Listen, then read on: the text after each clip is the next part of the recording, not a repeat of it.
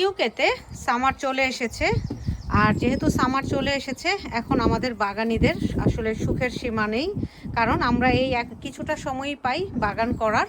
তো যেহেতু আমরা ইউকেতে প্রত্যেকেই, বিশেষ করে আমরা যারা এশিয়ান আছি, বাঙালিরা আছি বা বিভিন্ন এশিয়ান কান্ট্রির মানুষ আছি, আমরা কি করি এই সামারে আমরা সব ধরনের শাকসবজি, আমাদের দেশীয় যে ট্রপিক্যাল শাকসবজিগুলো আছে সেই ট্রপিক্যাল শাকসবজিগুলোর গাছ রোপণ করে থাকি।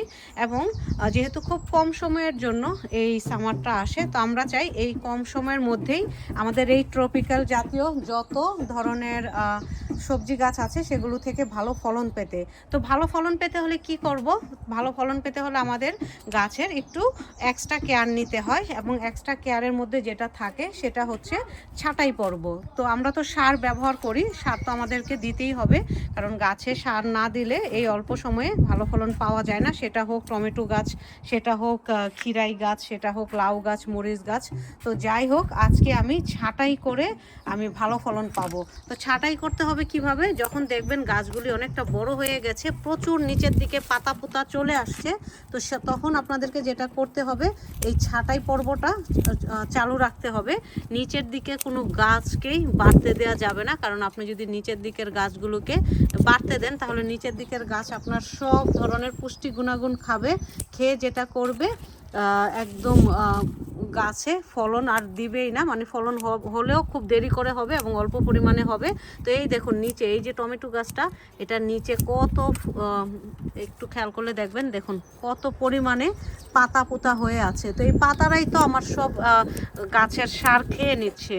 তো যার কারণে আমি আজকে এগুলোকে ছাঁটাই করব। তো আজকে চলছে ছাঁটাই পর্ব, ইউকের বাগানের ছাঁটাই পর্বের কাজ আজকে শুরু হয়ে গেছে। তো এটাকে মোটামুটি ছাঁটাই করেছি, বাইরে প্রচণ্ড বাতাস, তো এটাকেও ছাঁটাই করব। বেশি এক্সট্রা গাছ রাখতে দেয়া যাবে না। ছাঁটাই পর্ব শুরু হয়ে গেছে, যতটা পারি আজকে ছাঁটাই করব, ছাঁটাই করে ফলন বাড়াবো। তো এই জিনিসটা আপনাদেরকেও মাথায় রাখতে হবে যে আপনারা যারা ইউকেতে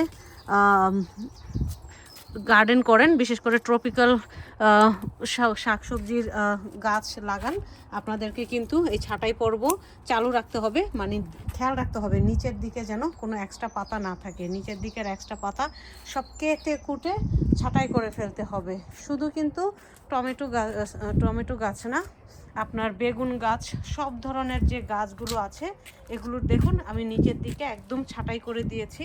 একটু খেয়াল করলে দেখবেন, এই যে দেখুন আমি একেবারে ছাঁটাই করে বেগুন গাছেরও নিচের দিকের যত পাতা, সব পাতা পোতা ছাঁটাই করে দিয়েছি।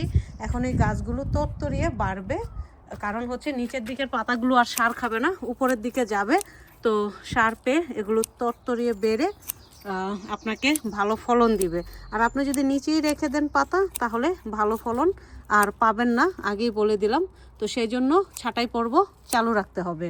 আজকে ইউকেতে চলছে আমার ছাঁটাইয়ের কাজ, মানে আমার বাগানের ছাঁটাইয়ের কাজ। আপনিও শুরু করে দেন আপনার বাগানের ছাঁটাইয়ের কাজ। তো আর বাকি যেটা হচ্ছে আগাছা, এই দেখুন এত এত আগাছা, কি বলবো।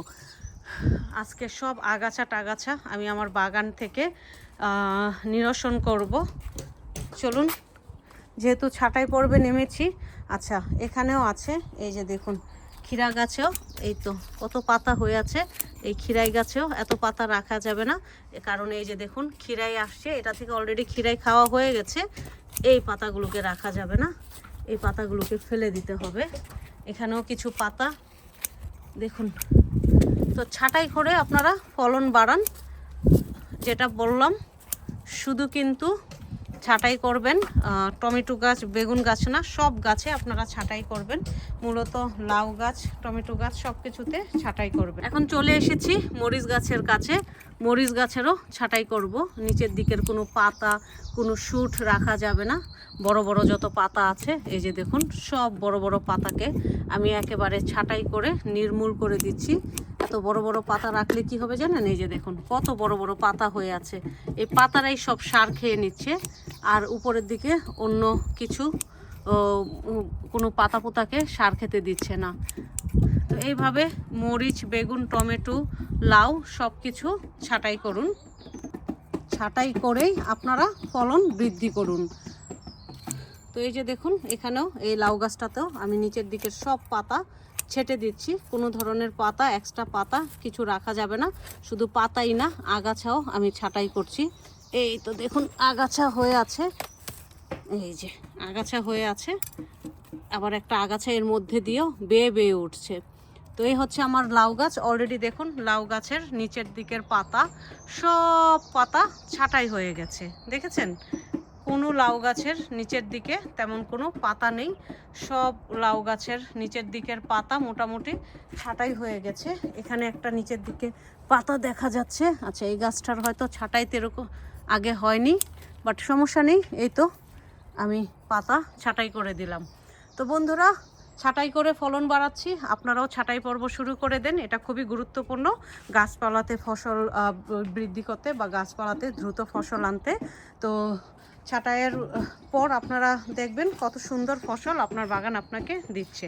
ভালো থাকবেন, সুস্থ থাকবেন, রাখছি। পরবর্তীতে আরও ভিডিও নিয়ে আসছি। ধন্যবাদ।